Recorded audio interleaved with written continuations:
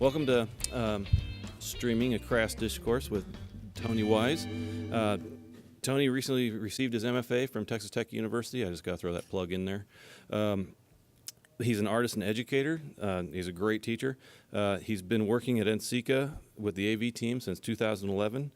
Today he's going to talk to you about technical aspects of live streaming and some of the ways it can be used in the arts. So without further ado, Mr. Tony Wise.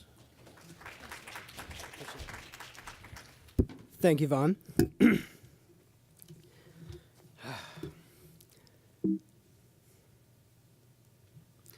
everyone, I'm here to talk to you about live streaming, what it is, how you do it, how you can do it better, and what it has to do with art, and more specifically, ceramics. So while I'm here, I know there's some hecklers in the crowd, and that's great, but if there's any information on this screen that you want, feel free to pull your phone out, turn your flash off, and take a picture of it. And I'll also have some resources for you guys at the end, okay? So first and foremost, what is streaming? Streaming is sending information over the internet in a continuous and hopefully steady flow. Services for streaming are ubiquitous in our life. Netflix, Hulu, etc. Everything from movies and shows to documentaries and music concerts. This is streaming. It is a continuous flow of content over the internet. What I want to focus on today is really a semantic issue. I want to talk about live streaming. The difference being that live streaming is referring to the same continuous transfer of data over the internet, but in real time with the content of the media happening in real life, okay? So YouTube is another service that is everywhere. It's owned by Google. So if you go there and you type in live, you can find live streams of everything from SpaceX launches to children's shows to artists in their studios. So what does this have to do with art? And again, more specifically, ceramics. The ceramics world is naturally very community-driven. We pride ourselves in having a diverse and vibrant community like none other. Okay? We share information, we work collaboratively, we build each other up. Live streaming has opened up new outlets for clay workers and appreciators to build conversation. So on the left, we have two knowledgeable ceramic artists discussing with 80 different people industry standards and practices. On the right, we have Rachel Giriso giving a lecture at Texas Tech University to anybody that has an internet connection.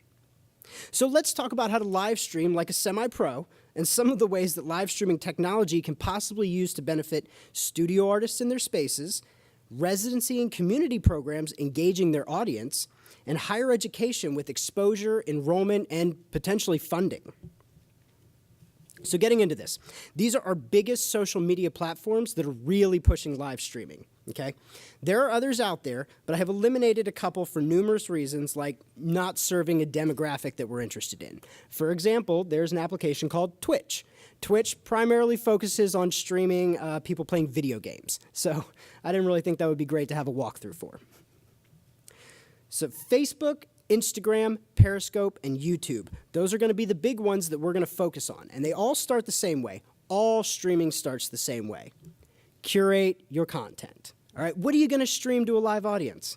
This is a complex subject. Sometimes you'll see somebody that's streaming them driving past a mountain range, and it's incredibly blurry, and they have the window down, and all you can hear is This is an example of what to not stream, all right? But the other end of this dilemma is that people will think, they'll get caught up thinking that they have nothing to stream. Or they'll think that whatever I want to stream is dumb. This is not true. It's absolutely not true. Every single one of us has an interesting perspective that there's a community of people interested in as well. If you are streaming content that you find genuinely interesting and engaging, you'll find interested people, all right? So once you've figured out what it is you want to stream, check for internet. All right? Now listen to me. Listen and really hear what I'm going to say. You can fight the good fight. You can email every single IT person at your university or that you know to try and boost your signal. But if you don't have internet or a mobile hotspot with a good signal, streaming is not going to work, all right? It will be more headache and troubleshooting for you than it will be community building and sharing content. So there are plenty of great apps for verifying internet connection speed. Download them, use them, excellent. So once you've verified that you have internet, pull up your mobile device where you have downloaded any of the big 4 apps and open it up. Do not get distracted. There are plenty of interesting things to check out every time you open it up, but you have a plan, you have content, and you want to stream.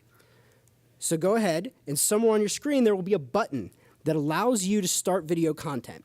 As you can see, they're all slightly similar, but they're a little different in how they want you to get there. Some of them want you to swipe to go from regular to live. And if you see this button, this is generally the universal symbol for changing the camera from facing forward to pointing at whoever's holding it, okay? Some of them are going to actually have a place where they want you to press go live and then fill out some information about what you're going to be streaming, all right? But no matter what device you're using, for every single app that you open and you want to live stream, they're going to want about 1 million permissions. Unfortunately, you may not stream unless you accept all of the permissions. Worrying about Big Brother is just too much concern, okay? So I'm going to cite multiple experts in this presentation. This is Ben. Ben has been a professional sound engineer for over 10 years and also works with live streaming TEDx lectures. If you're going to be using a handheld device and walking around in live streaming, get a gimbal. A gimbal is a device that holds your phone and allows you to move it with more precision. This will not only help stability, but your wrist will definitely thank you later. This is a mid-range version, but a quick Amazon search will bring up lots of great options for any budget, okay? So once you push the start button, you can now stream to your heart's content. Don't forget the last step of streaming, though. End your stream. Lots of really awkward situations have come up when somebody did not end their stream and they thought no one was watching, and they were. So don't forget to end your streams. Okay, so we've talked about how to pull your phone out of your pocket and just start live streaming. Just make it happen. The beauty of these social media apps is that they take a massive amount of equipment and processing and they put it in the cloud for you to use via their platform. The upside is simplicity and cost effectiveness. The downside is lack of system control and quality. The opposite end of the spectrum is an advanced system that utilizes multiple dedicated cameras, a separate high-end audio system, a very expensive video and audio processing unit, and specialized network access equipment. These systems run between 10 and 30 grand. I have never worked at a studio, community center, or university that was able to drop those kinds of funds on something that wasn't going to immediately make them money, okay? So what I'm going to show you guys now is my setup for live streaming and some of the things that I've figured out along the way. I'm going to try and help you guys find a good system to curate a great stream however you can.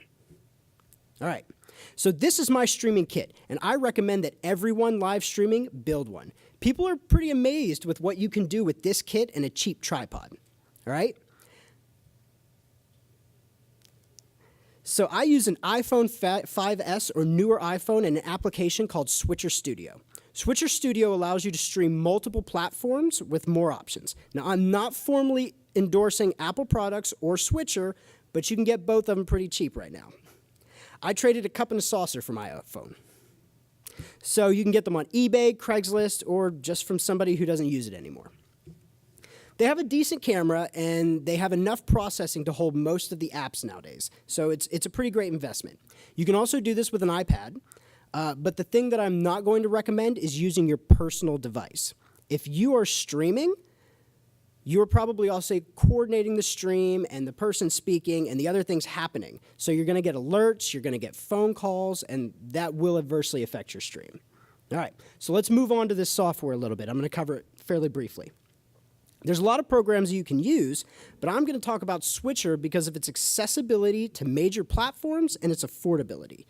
You'll have to go to switcher.com and you'll create an account, and it costs $29, but it's month to month. You don't have to buy a whole year. You don't have to buy a lot of time. You could say, I need it in October, I need it in April, and just pay for it then, all right? So when you open it up, it'll prompt you to use the device as a switcher or as a remote camera.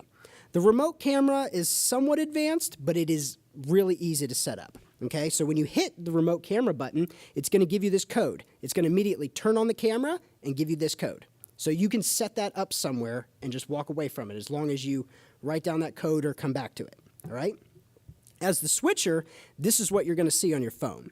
You have a big record button, you have a flip camera button, a mute, levels, and a variety of other controls.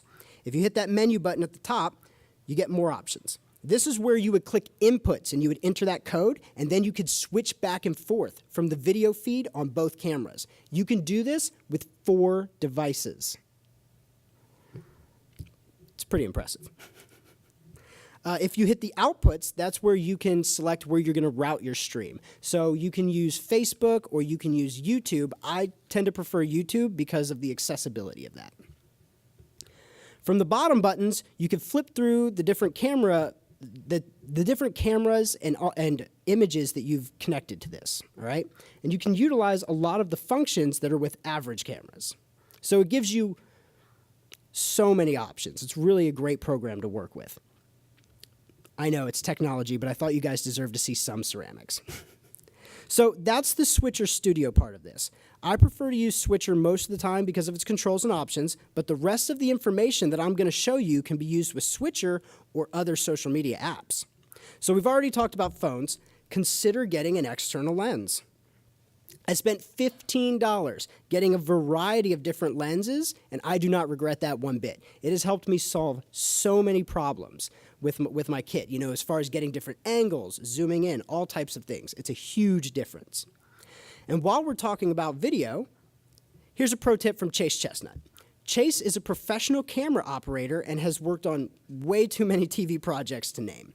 Most devices that people view your video on are set up to display wider than they are tall. So when you're doing video, if you'll turn your phone, your viewers will have a much better experience with that. So continuing on through the video portion of this, always consider lighting. This is from Wistia.com. I'll give that resource later as well. And they're going to teach you how to build a professional lighting setup for under $100. Now, if you only have $10, I take a clip lamp, a daylight LED, and I use parchment paper as a diffuser. That makes an amazing difference anytime I'm shooting in my studio. Now, if, for instance, you are in a low light scenario, like let's say that you're in this room and you would like to live stream. If you set up a lighting rig back there by the audio guys, or you set one up here on the stage, that will strongly detriment the experience of the audience that is in actual attendance. So in those situations, I prefer to focus on other aspects that are going to make the stream really enjoyable to the people on the other end of it, which is audio. All right? So this is Tim Shanels. Tim owns and operates a recording studio in Los Angeles and has a pretty impressive and exciting resume. Every single person that I have interviewed has said this in more or less words. If your audio is bad, it will be very hard for your audience to engage with what they're looking at. And I know that from experience. I have been doing streams, and I have had people call me on my phone and say, "Why can't I hear it? Can you turn that volume up? What's going on?" And when you start focusing on the quality of the audio, people really and strongly engage with your stream. So this is going to be your go-to device. Every professional in the industry will beg you to use an external sound device of some sort. The built-in microphone for most devices is not great, and unfortunately, you can't just plug a microphone or soundboard into your phone or tablet. It doesn't know what to do with the signal from that cable. This connector carries a two-way balanced signal, and the whole device is an interface adapter. So you can use several varieties with this device. But I prefer this device in particular because if you'll look on the bottom, that little switch, that's a gain switch. And what that'll do is if you are streaming somebody who is extra quiet, you can turn that up moderately and within reason to get more out of that without having to use other sound equipment. All right? So like I said, once you have this, you can plug in all sorts of audio devices. Wireless microphones, soundboards, lots of venues have a soundboard, and you can use the headphone jack or the auxiliary out port to make that happen. So if you're doing this a lot in your studio or with your program, you can invest pretty inexpensively in a wireless microphone or mic system, and that will plug directly into here. Now, Tim's rule of thumb with sound equipment is buy something that you can grow into. My rule of thumb, I apologize, let me back up. His rule of thumb is that way because people end up being stunted later by low-end equipment as they're advancing in their process.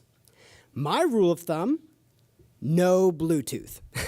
You're going to see them on Amazon. They're going to be a great deal to get a Bluetooth microphone. Don't do it. They're great for some purposes, but for live streaming, there's known latency issues, and it will adversely affect your stream pretty bad. So let's say you need something quick and cheap, just for doing interviews or recording in your studio.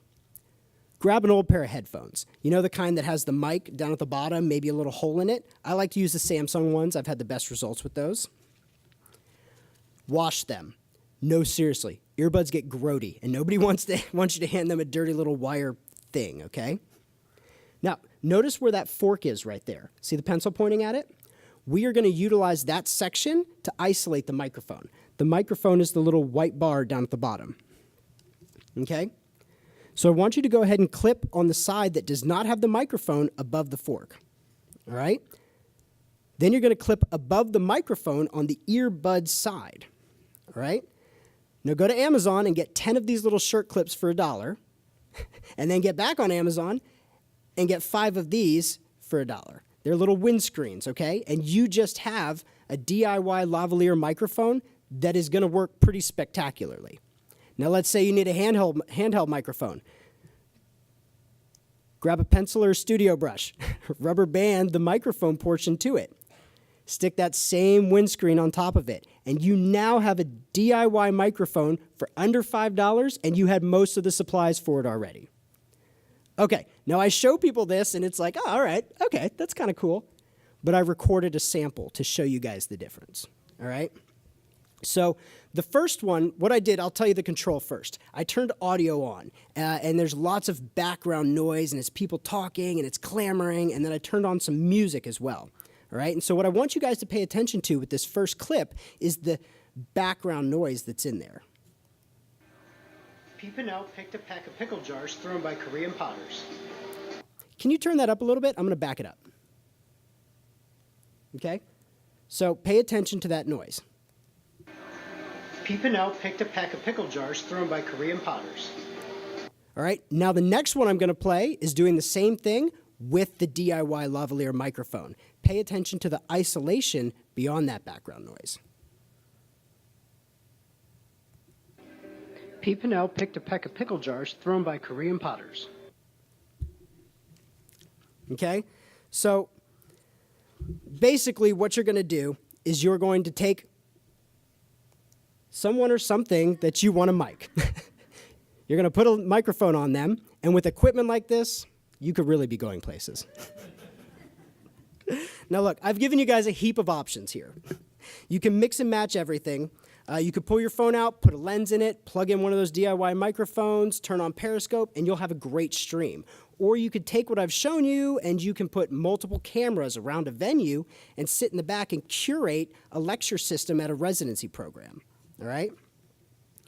The stream world is your oyster, but this leads us to ethics in streaming.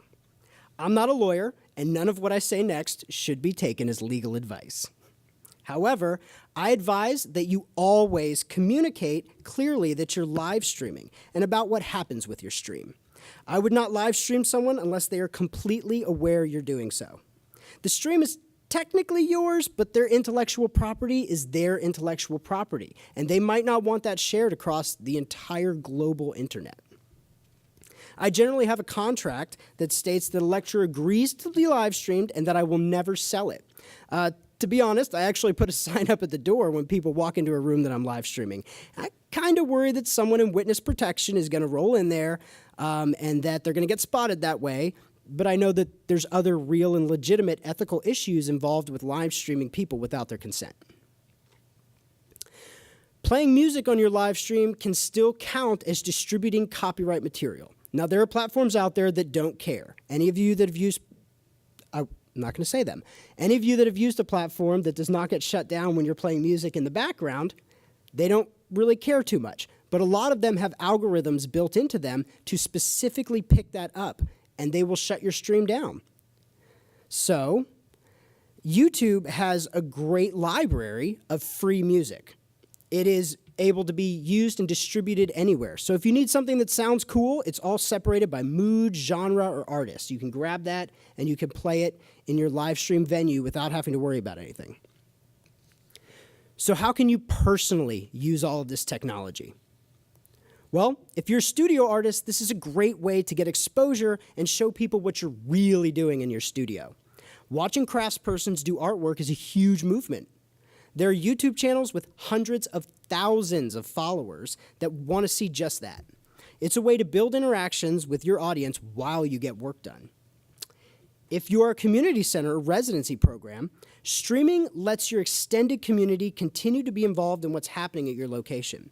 It's also a great way to show potential new residents or members what you're about, what happens at your location, and what your passions drive you to be involved with at your center. Streaming also generates solid metrics of outreach outside of your immediate community. These metrics are useful when you're writing grant proposals or when you're budgeting to different departments. In higher education, live streaming can showcase what makes your program special. All art departments are not the same.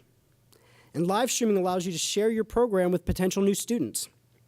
It will give them a chance to experience the vibe in your studio and see some of what your program has to offer. Someone at a university that's interested in the same things as you might see your live stream and want to work collaboratively on an interinstitutional project. You can get confirmed metrics of how many viewers are watching, where they're from, and what their engagement is. These are numbers that appeal to administration. And come on, this speaks volumes on your resume, on your tenure dossier, or on a grant proposal. So numbers are great, but also imagine the community you can build within your program doing this, and imagine the connections that your students might be able to make with other people. All right, so there's far more information about live streaming to give than I can fit in this presentation. I have 23 minutes, okay? So what I'm gonna do is I'm releasing a PDF very soon with everything I know about streaming. Okay, it's going to be Julia Galloway Ceramics Field Guide style. I'm going to have everything I know in there, and you guys can go get that from my website. It's going to be filled with information about streaming, everything I know, everything in this presentation, and interviews with professionals like Ben, Chris, and Tim. I've also met with marketing professionals to kind of talk about how do you build a community doing this. And I'm going to give you all the information I've learned about approaching conferences and asking them to put this out to their membership so that they can see what's happening in your programs as well.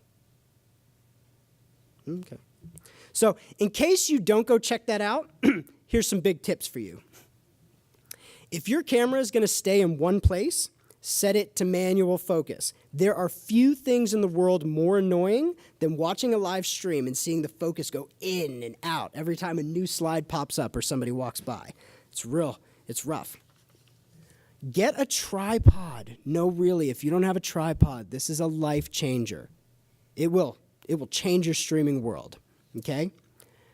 Don't forget your charger, extension cords, or battery packs. It is a shame to go through the work of marketing a live stream event, setting up equipment, coordinating a schedule, and then you do all this and have your devices run out of juice halfway through. That's a shame. Double check that you have your cords, your battery packs, and all your cables. And lastly, don't strive for perfection. The best laid plans always have something come up. We're creative professionals, and we make some of the best problem solvers. So don't get beat down because something goes wrong here and there. Just strive to do better each time and build community. All right? So today, we've defined live streaming, we've talked about different options for your live streaming needs, and we've touched on how live streaming has swept the social media platforms and is a massively effective tool for building community engagement. I'd like to go ahead and open the room up in case any of you guys have some questions you want about this. There's a microphone in the back, and if you stick around, I have a few more things to say about live streaming after.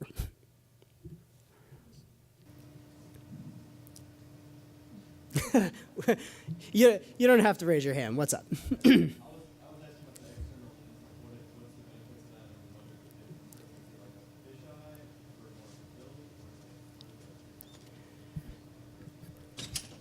So a lot of AV techs can attest to this, is that when you walk into a room, you never know what's going to be there. You never know. And sometimes, especially when you're working with other vendors, things pop up. Like all of a sudden, the place you thought you were going to put your tripod is very different. Okay? And so let's say that you're streaming a room like this. If you go to the back of the room where you're probably going to be, because nobody wants you to set up a tripod right in front of them, if you just turn your camera on, you're going to get the stage, and you're going to miss everything I'm talking about. And so utilizing a fisheye lens in that scenario is great for seeing somebody who's well lit and seeing what they're doing. But at the same time, if I'm closer to that and you're really far away, there's some really excellent zoom lenses that are made for shooting from a far distance. Now, if you're doing the multi-camera system, which seriously, Switcher is super cool if you guys want to give it a try. If you're doing the multi-camera system, you could stick a macro lens on there so that you get better definition when it's closer to the subject. So maybe you'd be switching back and forth from one that's looking at the screen and then one that's looking at a panel. You could switch that, and the lens would give you a little better view of what's happening. Does that answer most of that? Cool.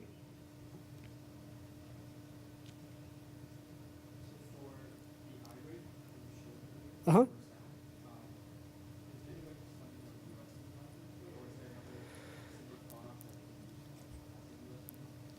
So there are similar products that you can plug a USB microphone into. They actually make an iRig that is a little bit more expensive than that one. It's fully digital. It is amazing. But you could plug a USB into that as well. What I will advise you to kind of steer away from is just USB microphone. Because if you go for just USB microphone, you limit the ability to plug a soundboard or another phone that's playing music or any of that kind of device into it. But yes, they do make iRigs that you can plug a USB into.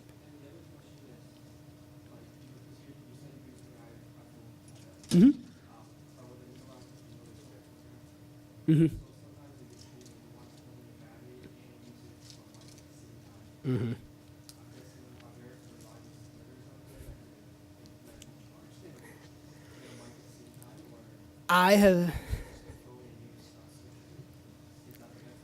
That is the best way, in my opinion. I'm really not as... Sorry, go ahead. I apologize.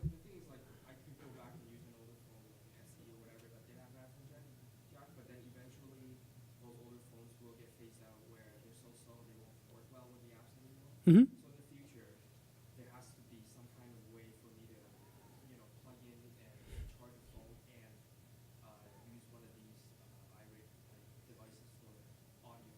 Yep. Right? Because you said Bluetooth is not very reliable, Yeah. which would be a big problem. I absolutely agree with you. Headphone jacks are not going completely away.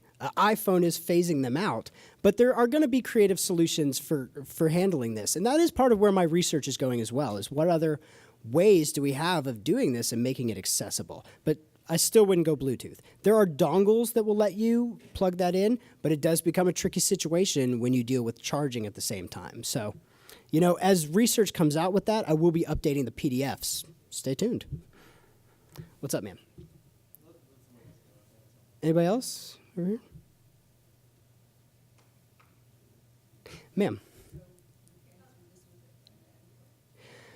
You can do a lot of the systems that I showed in the beginning with an Android. Currently, Switcher is under licensing, I think, with Apple, and they do not produce an app for Android. But there are other apps as well. There's Livestream, there's Ustream.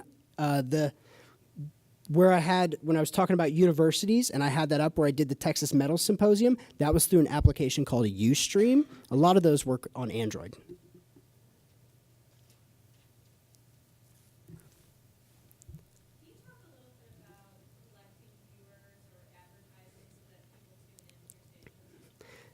Absolutely. So part of what I'm going to cover in the PDF that I couldn't cover today is link management and community building in that regard. There's a whole bunch about the art side of this that I would love to talk about, and as far as the management part that I'd love to talk about, but there's so much. And so with community collecting, something that I like to include is a MailChimp account. So at the bottom of my stream, it's really easy to create a Bitly link. Do all you guys know what Bitly is? Bitly is a URL shortener. So create a Bitly link from your MailChimp account that allows people to subscribe to a mailing list.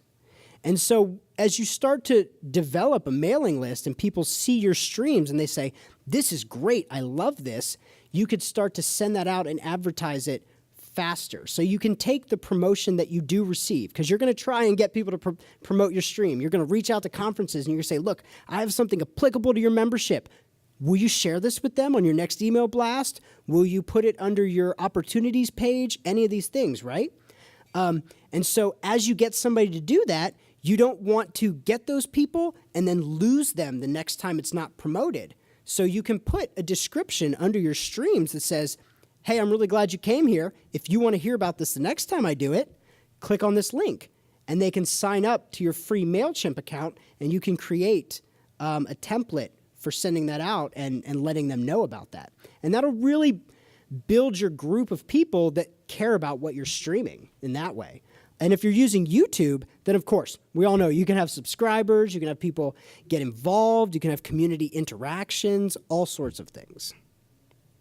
But in the PDF, I'll try to cover much more about utilizing Bitly and utilizing MailChimp and what all the marketing professionals that I have talked to have said about keeping that audience engaged. Yeah. So of the ones, which one do you use the most and why? Honestly, I use Switcher the most. And I use Switcher because it gives me such control over what I'm doing. And I really like the multi-camera function.